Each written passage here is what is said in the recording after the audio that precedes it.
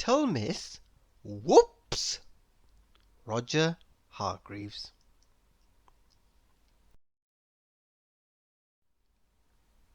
Little Miss Whoops is one of those people who have accidents all the time. She has lots of little accidents, like when she is trying to make lunch and drops the eggs.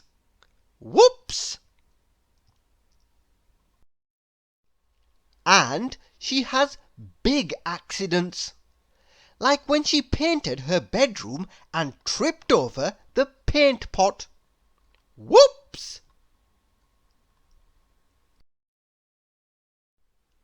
Every morning when she makes her cup of tea, she spills the milk, tips over the sugar bowl, drops the tea bag, breaks the biscuits, knocks her cup of tea across the table, and has to start all over again.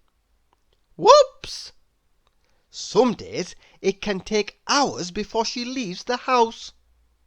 Little Miss Whoops really is the most accidental person in the world. Well, not quite. Little Miss Whoops has a brother, Mr. Bump. He is just like his sister, if not worse. But that is another story, which you may have read.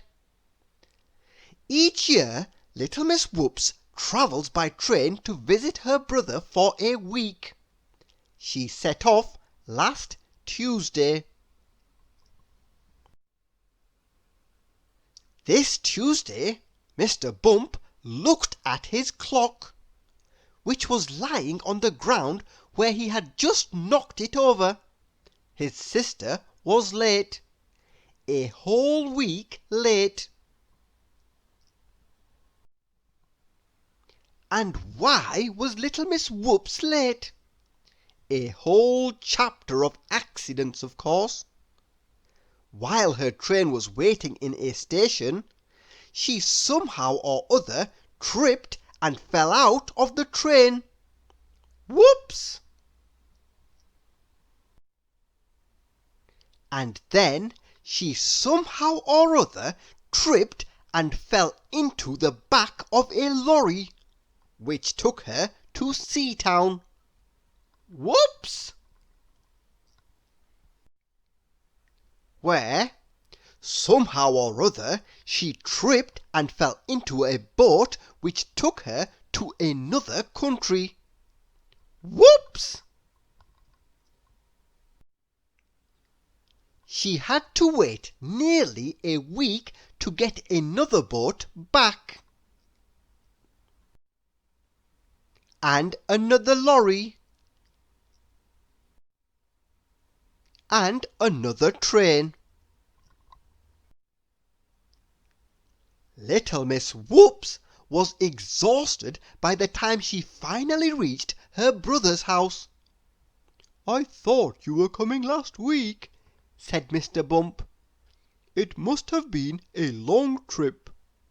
"It was," said Little Miss Whoops. "Would you like a cup of tea?" offered Mr. Bump. And you know what that involved, don't you? They spilt the milk, tipped over the sugar bowl, dropped the tea bags, broke the biscuits, and knocked the tea all over the table. What a mess! Whoops! "Oh, look at the time!" cried Little Miss Whoops, knocking over the clock. "I've got to go if I'm to catch my train home." She grabbed her suitcase and rushed out of the door. "Goodbye," she called.